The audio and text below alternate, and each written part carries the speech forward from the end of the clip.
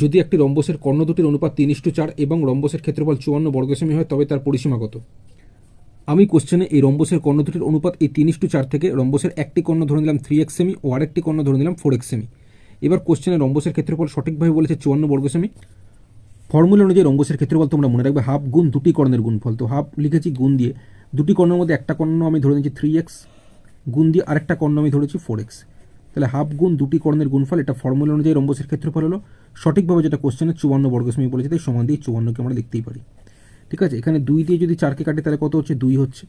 আচ্ছা, মাঝখানে সমান থাকে, ওপর আমরা কাটতে পারবো, সেই হিসেবে 2 দিয়ে যদি 54কে কাটে তাহলে কত হচ্ছে? 27। আবার 3 দিয়ে যদি 27কে কাটা যায়, 3 দিয়ে 27কে কাটতে পারবো, সেক্ষেত্রে 9 হচ্ছে। 3 9 27।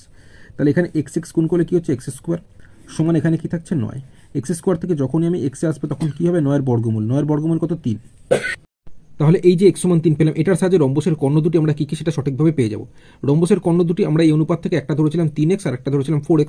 এখন এই 3x এর জায়গায় যদি আমি 3 বসিয়ে দিই, তাহলে 3 এর সাথে 3 গুণ করলে 9, রম্বসের একটি কর্ণ পেয়ে গেলাম। আরেকটি কর্ণ এখানে আমরা 4x ধরেছিলাম, তো 4x এর এর জায়গাতে 3 বসিয়ে দিলে 4 3 গুণ করলে 12 হচ্ছে রম্বসের আরেকটি কর্ণ। ঠিক আছে, তাহলে রম্বসের দুটি কর্ণ আমরা একটা পেলাম হচ্ছে 9 আর একটা পেলাম হচ্ছে 12। তো যাই হোক, কোশ্চেনে রম্বসের পরিসীমা বার করতে দিয়েছে। রম্বসের যেহেতু 4টি বাহু সমান, তাই 4টি বাহুর যোগফল অথবা 4 গুণ বাহুর দৈর্ঘ্য হয়ে যাবে রম্বসের পরিসীমা। এবার এই বাহু আমাদের বের করতে হবে এই রম্বসের কর্ণের দুটি কর্ণের সাহায্যে। ঠিক আছে, তো রম্বসের দুটি কর্ণ যদি আমরা জানি, সেক্ষেত্রে বাহু বের করার ফর্মুলা হচ্ছে হাফ ইন্টু √ওভার কর্ণদ্বয়ের বর্গের যোগফল। তো এখানে একটা কর্ণ 9 মানে 9 স্কোয়ার করবো, 9 স্কোয়ার মানে 9 9 গুণ করলে 81 হচ্ছে, প্লাস আরেকটা কর্ণ কি 12, 12 স্কোয়ার মানে 12 12 গুণ করলে 144।